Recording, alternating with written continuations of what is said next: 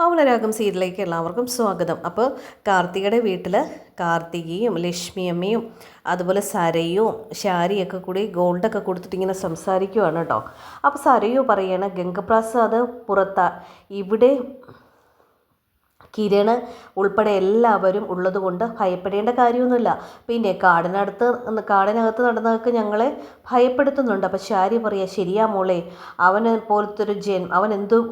ഇതുപോലത്തെ ഒരു ജന്മം എന്നൊക്കെ പറയുകയാണ്. ഞാൻ ആലോചിക്കുന്നത് അതിനിടയിൽ ക്രിസ്മസ് ഫാദറിൻ്റെ വേഷത്തിൽ ഇവിടെ വന്നതും അവനായിരുന്നു അല്ലേ? ലക്ഷ്മിയമ്മ പറയാം, അതെ, തലധാര കിഴക്കാണ് മരണത്തിൽ നിന്ന് രക്ഷപ്പെട്ടത്. അപ്പോൾ സരയു പറയാ, ഗംഗപ്രസാദിനെ കാർത്തികേച്ചിക്കും ലക്ഷ്മിയമ്മയും പോലെയാ ഞാൻ മനോഹറിനെ വെറുക്കുന്നത്. അമ്മുമ്മ അങ്ങോട്ട് വരുവാണ് കേട്ടോ. എന്നിട്ട് അമ്മുമ്മ ചോദിക്കുക, നീ എന്തിനാണ് ഈ മനോഹറിനെ വെറുക്കുന്നത്? അവനിപ്പോൾ നന്നായി എന്നല്ലേ എല്ലാവരും പറയുന്നത്. അപ്പോൾ ശാരി പറയാ, അവനെക്കുറിച്ച് നല്ലതൊന്നും പറയല്ലേ അമ്മയെന്ന് പറയാം. അപ്പോൾ അമ്മുമ്മ പറയാണ്, പറഞ്ഞാൽ എന്താ കുഴപ്പം? ഞാനും പ്രകാശിനും കുഴപ്പക്കാരായിരുന്നില്ലേ? ഞങ്ങൾ മാറിയില്ലേ? നീ ഇവളും മാറിയില്ലേ? അതുപോലെ അവന് നന്നായി കാണുമെന്ന് പറയുകയാണ് കേട്ടോ. പക്ഷെ സരയും അതത്ര ഇഷ്ടപ്പെടുന്നില്ല. സരയു പറയാ, അവൻ നന്നായിട്ടൊക്കെ ഉണ്ടാവും, പക്ഷേ എൻ്റെ കുഞ്ഞിനെ കാണാനും കുഞ്ഞിൻ്റെ അച്ഛനാണെന്നും പറഞ്ഞ് അരിയിലേക്ക് വരാനും പാടില്ല. എനിക്കത്രയേ ഉള്ളൂ അമ്മുമ്മയെന്ന് പറയുകയാണ്. അപ്പം അമ്മുമ്മ പറയുകയാണ്, മനോഹറിനെ ഇഷ്ടപ്പെടുന്നതും വെറുക്കുന്നതും ഒക്കെ നിൻ്റെ കാര്യം. നിന്നോടൊരു കാര്യം ഞാൻ പറയാം. ഇപ്പോൾ നീ ഈ മനോഹറിനെ കൊല്ലാൻ നടക്കുന്നത് പോലെ നീയും ഇവളും എല്ലാവരും ഒക്കെ കല്യാണിയെ കൊല്ലാൻ നടന്നൊരു സമയം ഉണ്ടായിരുന്നു. കല്യാണിയെ മാത്രമല്ല, കിരണിനെയും കൊല്ലാൻ നടന്നിരുന്നു. അപ്പോൾ അതൊക്കെ ഓർമ്മയുണ്ടോ എന്നൊക്കെ ചോദിക്കുക കേട്ടോ അമ്മുമ്മ. എന്നിട്ട് പറയുകയാണ്, നിൻ്റെ അച്ഛനും ഇവളും കൂടിയും അതുപോലത്തെ ഒരു സ്വഭാവമായിരുന്നു. നിങ്ങളെല്ലാവരും മാറി മാറി കല്യാണിയും കിരണിനെയും കൊല്ലാനൊക്കെ ശ്രമിച്ചിട്ടുണ്ട്. പക്ഷേ ഇപ്പോഴത്തെ മാറ്റം നല്ലതാണ്, ഞങ്ങളെല്ലാവരും വിശ്വസിക്കുന്നുണ്ട്. പക്ഷേ ആ വിശ്വാസം തെറ്റിക്കരുത്. ഇനി സ്നേഹത്തോടെ അടുത്തുകൂടി എല്ലാ സുഖസൗകര്യങ്ങളും ആസ്വദിച്ചിട്ട് ഇതിൻ്റെ അവസാനം കല്യാണിയും കിരണിനും കൊല്ലാക്കൊല ചെയ്യരുത്. അങ്ങനെ ചെയ്താൽ നിനക്കൊരു പ്രയോജനം കിട്ടാൻ പോകുന്നില്ല. കാരണം കല്യാണി ദൈവത്തെ കൂടെ കൊണ്ടു നടക്കുന്ന പെൺകൊച്ചാണ്. അതുകൊണ്ട് അവളെ ആർക്കും ഒന്നും ചെയ്യാൻ പറ്റില്ല എന്നൊക്കെ അമ്മൂമ്മ പറയുകയാണ് കേട്ടോ. ആ ബോധം എപ്പോഴും ഉണ്ടാവണമെന്ന് പറയാം.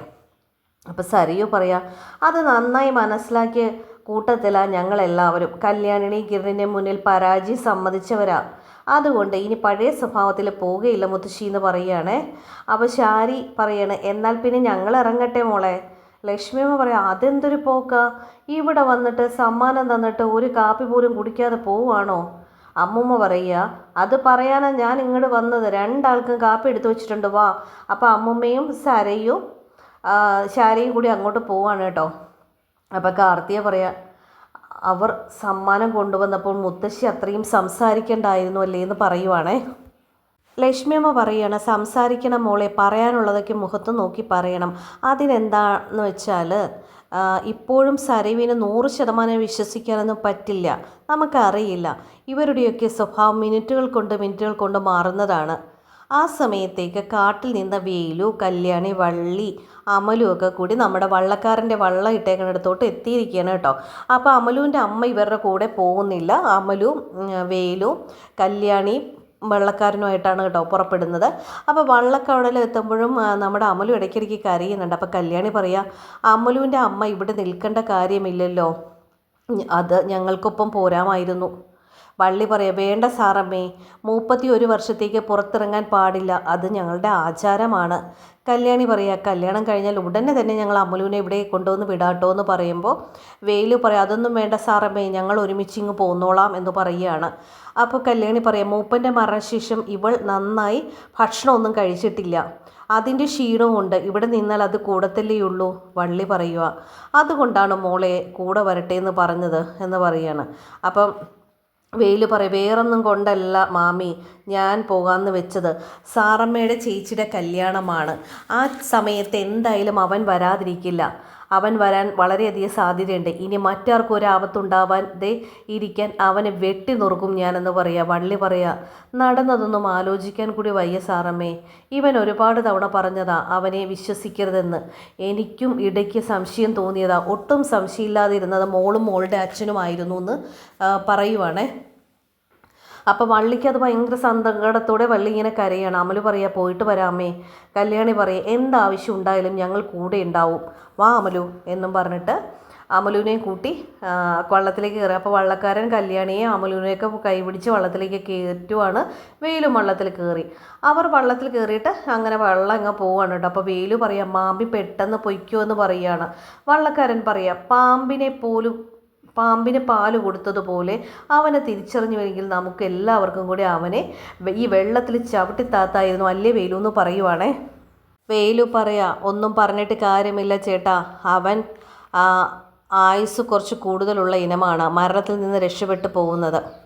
അപ്പോൾ വള്ളക്കാരൻ പറയാം നിൻ്റെ മാമനെ കുത്തിയിട്ട് അവൻ വെള്ളത്തിലായിരിക്കും ചാടിയിരിക്കുന്നത്, അവൻ ഇവിടെ ഏത് കരയിൽ അടിഞ്ഞു വന്നത് ഒരു പിടുത്തവും ഇല്ല എന്ന് പറയുവാണേ.